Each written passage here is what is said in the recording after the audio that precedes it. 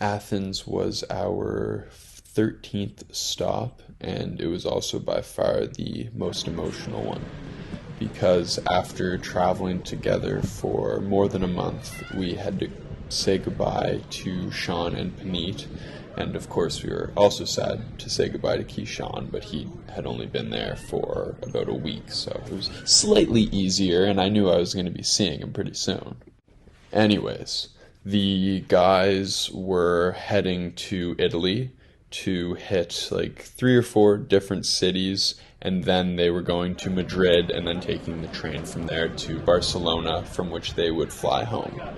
Romy and I's plan was to go to Israel for 6 days while the guys were traveling Italy, and then we would get to Barcelona from there the same time that they were actually flying home, and Romy and I had 2 extra days in Barcelona to enjoy and relax.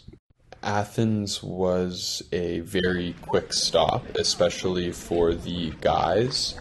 So we flew into Athens early in the morning, and then we explored the city as much as we could. We went to the Acropolis, and then we did a free walking tour. The guys had to leave first thing the next morning, so we went back to our Airbnb to just spend some time together and reflect a little bit on the trip before we parted ways.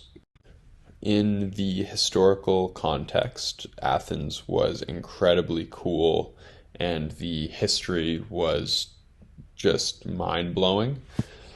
Sadly, only the guys not even having a full day and Romy and I having a day and a half, we didn't get to experience the city quite as much as we would have liked to.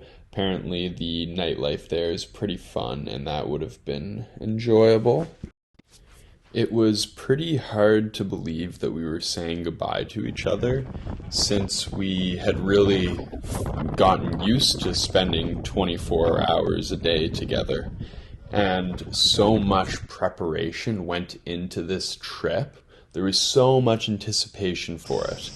Sean and I had put in so many hours of hard work to plan out the route, and we figured it would go wrong in so many different ways. So for the trip to have gone as perfectly as it did, it was pretty amazing. Now, that's not to say that issues did not happen in the last week, because they did for both groups. For Romy and I, that issue was our flight from Israel to Barcelona. It did not work out, so we ended up in Madrid, and then we ended up in Barcelona much later in the day than anticipated. I'm excited for this rooftop view, bro. What do you think, Panit? Final dinner, final meal, final night. One word to describe it all.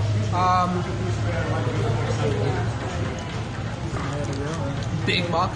That's 2 words. 2 words. Sean, 1 or 2 words. Heaven. That's crazy. Beautiful. Not chalk. For the guys, it was a little bit worse. Keyshawn actually forgot his phone in an Uber in Madrid and had to take the train all the way back from Barcelona to Madrid. Sorry, Keyshawn. Sorry, dude. Romy and I walked the guys to the train station so they could head to the airport to fly to Italy, and from there we said our goodbyes, and Romy and I headed to the original Olympic Stadium.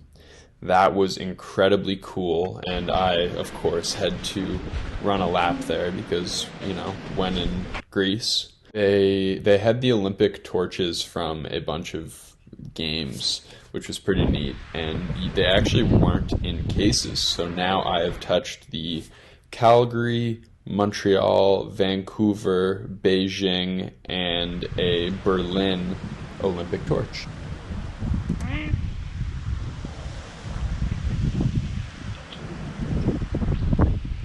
It's pretty amazing to me that a friendship that started in grade 7 eventually led to us being able to travel all over Europe together.